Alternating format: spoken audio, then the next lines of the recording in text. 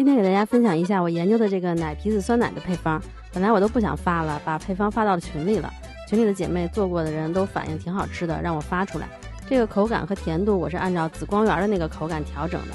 我先把完整的做法给大家捋一下，然后再跟大家说一下我调整的一个思路。第一步肯定就是先消毒，把要接触奶的容器、工具都煮一下。这个小罐子我买的是那种食品级的塑料的，所以可以用开水烫一下。如果要是纸盒的就没法烫了。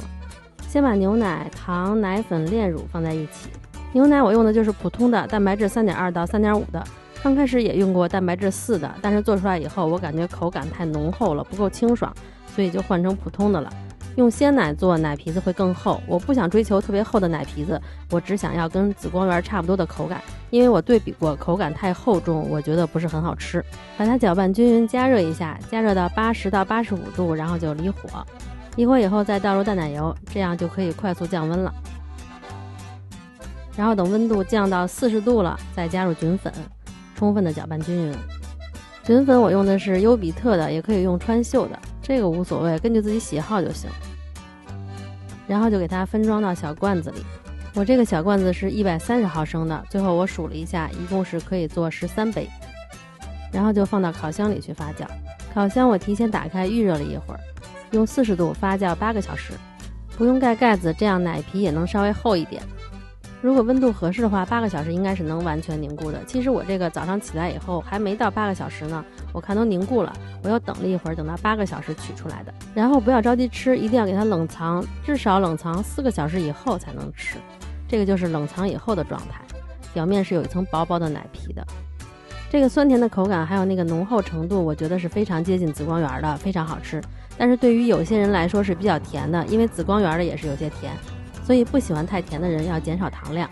这个奶皮子酸奶其实我在2个月之前就开始做了，因为一直没有做到满意的口感，所以一直没有发。但是我有认真去研究它，特意去买了紫光园的做对比，网上的配方也试了几个，跟紫光园对比下来就是太浓厚。刚开始我想不出来那个词儿，直到后来看到一条评论说吃着糊嘴，就是那个感觉。紫光园的吃起来是酸甜口，比较柔和，没有很酸，略甜，口感像奶酪，但它不会糊嘴，没有很厚重的口感，所以我就一直在调整比例，降低淡奶油的量，让它吃起来尽量的清爽一些，更接近原版。至于表面的奶皮子，我觉得跟使用的材料还是有关系的。刚开始用的是安佳的奶油，奶粉也是随便的，别人送的，也没有具体看牌子，而且奶油的量比我这个最终配方更多，但是并没有很厚的奶皮子。后来换了蓝风车和好一些的奶粉，奶皮子出来就更明显一些了。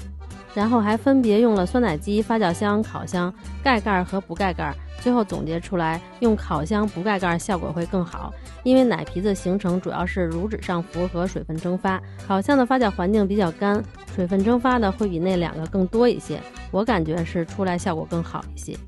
那个素材不够了，所以只能我本人来凑了，不要嫌弃啊。我有一个想法想跟大家分享一下，好多人做这个都是来卖，对吧？在没有添加剂的前提下，加太多的奶油、奶粉来增加奶皮的厚度，先不说口感，我觉得成本是比较高的。你们看我买的紫光园那个6个才40块钱，你卖它是为了挣钱，所以在用料上相应的调整一下，自己的成本也能降低。还有一些要注意的就是1升的液体配1克的菌粉，这个比例是刚刚好的。如果你菌粉加太多的话，那它的口感就会更酸。如果你把菌粉降到合适的比例，那你的糖量又可以降低一些，菌粉也降低一些，这样这个成本又会降低了一些。还有就是发酵的时间也是，发的越久也越酸，还费电，这都体现在成本上了。我看有的人是发10多个小时，真的没必要，40度8小时足矣。那你要是太酸了，你糖量就得增加，要不然这个酸甜口达不到平衡。就是给你们一些思路啊，要是想多挣钱的话，还得再琢磨琢磨。但是如果你已经卖了一段时间了，而且大部分客户都反应不错，那你就先不要调整配方，因为你调整配方了以后，老客户就会觉得你偷工减料了。但是你可以增加新的口味，比如说我加个茉莉的呀、抹茶的呀，或者巧克力的呀，这样别人在口感上会有一个新的体验，可能会觉得更好。我又想了一会儿，应该是说完了，没有什么想说的了。大家可以多留言探讨一下，我们争取一起努力挣大钱。现在这个钱是真难挣。那有什么问题就留言吧，我们下个视频再见啦，拜拜。